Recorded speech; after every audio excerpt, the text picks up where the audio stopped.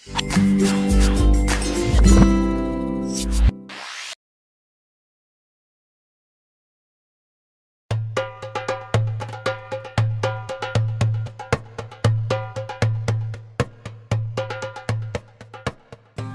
Musa alaihissalam sadar bahwa sepertinya orang-orang Mesir masih akan mencarinya.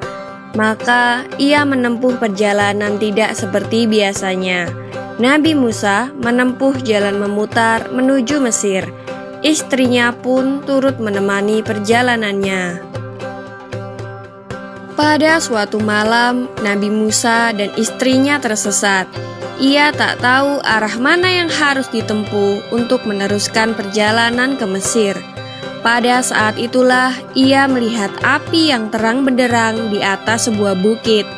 Nabi Musa lalu berkata kepada istrinya, "Tunggulah di sini, aku akan mengambil api itu untuk menerangi perjalanan kita." Istrinya pun menurut. Nabi Musa lalu menghampiri api di bukit itu. Setelah ia cukup dekat dengan api itu, tiba-tiba terdengar seruan, "Hai Musa, aku ini adalah Tuhanmu, maka tanggalkanlah kedua terompahmu. Sesungguhnya kamu berada di lembah yang suci bernama Tua, dan aku telah memilih kamu, maka dengarkanlah apa yang akan diwahyukan kepadamu. Sesungguhnya aku ini adalah Allah, tiada Tuhan selain aku, maka sembahlah aku dan dirikanlah sholat untuk mengingat aku." Inilah wahyu pertama yang diterima langsung oleh Nabi Musa. Ia telah diangkat sebagai nabi dan rasul, dan selanjutnya ia dibekali pula mukjizat sebagai bekal untuk berhadapan dengan Fir'aun. Nabi Musa diperintahkan Allah untuk meletakkan tongkat yang dipegangnya ke tanah.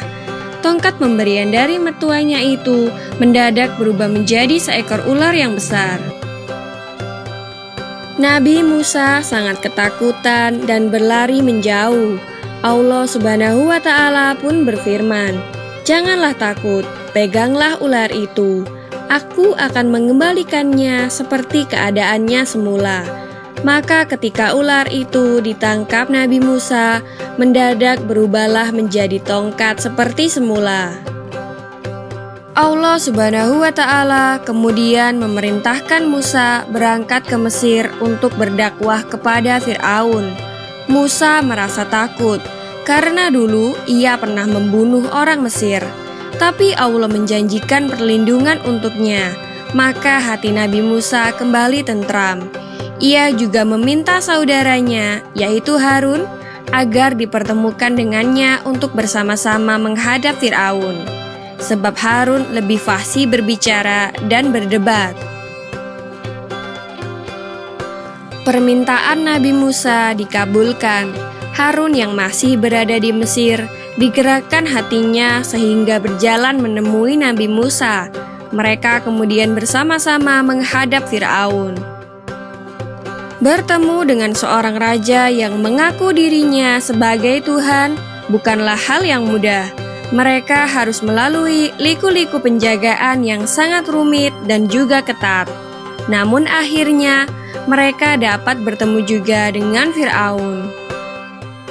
Demikianlah kisah Nabi Musa alaihissalam ketika diangkat sebagai nabi dan rasul. Di video selanjutnya akan dikisahkan bagaimana Nabi Musa melawan penyihir kerajaan Fir'aun. Nantikan kisahnya hanya di channel YouTube Anak Muslim.